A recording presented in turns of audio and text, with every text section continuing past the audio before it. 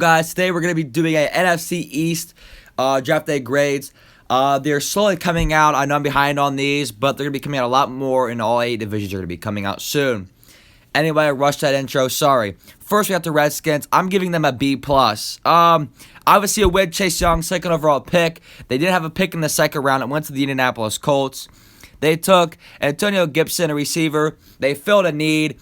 And then in the fourth round, they took an O-tackle, receiver, filled their whole offensive line need, and then got another receiver for Dwayne Haskins to throw to, because the only really receiver they had was Terry McLaurin. And then you could say Trey Quinn, but he wasn't very good despite him being a role player. And then a center, linebacker, safety, and an edge rusher. They had just all their main needs, and I think they had a very good job for this draft. And I am not being biased at all for this division because I am a Cowboys fan, so I'm going to try my best to not be biased. But anyway, I think the Washington Redskins had a very good draft. And the only thing from them, me keeping them from an A, is they probably should have drafted a running back in there somewhere. That is their other biggest need, in my opinion. They added in free agency, but Adrian Peterson can't be their number one much longer.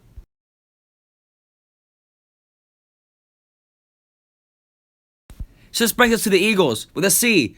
I've seen a lot of reporters and sites give them a B and a B+ or an A-. The Eagles did not have a very good draft. Jalen Reagor was probably the worst receiver they could have taken with a 21st pick. Every Eagles fan will tell you that. And then they drafted Jalen Hurts. To me, that is an F in the first 2 rounds. And your first 2 rounds are your most important. And then in round 3, they took Davion Taylor. Yes, that was a solid pick. That brings it up. But then the 4th round, Kevon Wallace, decent. They took Jack Driscoll, who I was a big fan of, John Hightower, Sean Bradley, Quiz Watkins, Prince Tegawanga Deho.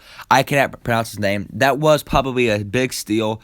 One of the better offensive linemen. And then they took Taysom to chill, another linebacker. To me, very solid draft, but they lost it in the first 2 rounds. I think the C was the highest. I was going to do a C-, but I thought it would be nice and give them a C. They already lost this offseason enough. And then up next is the Giants. I gave them a solid B. Andrew Thomas, who I think was the best tackle, I think they chose the right tackle. Not like in position right tackle, but I think they chose the right tackle. I think he was the best true tackle. Xavier McKinney was a steal.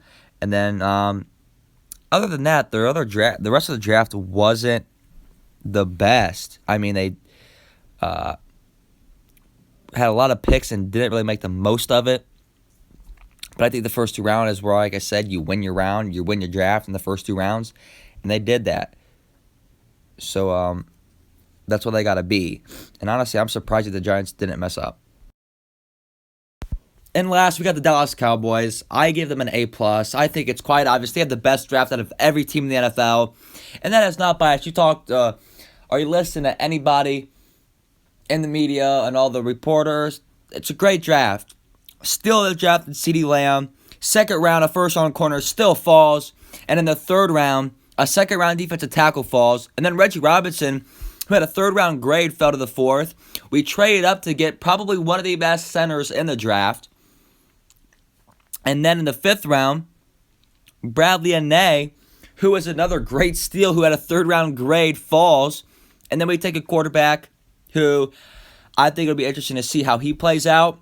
But, man, it's an A+ all around. Out of the other 3 teams in the division, the least amount of picks, and we did the most damage. So thank you guys so much for watching. I'm out. Peace.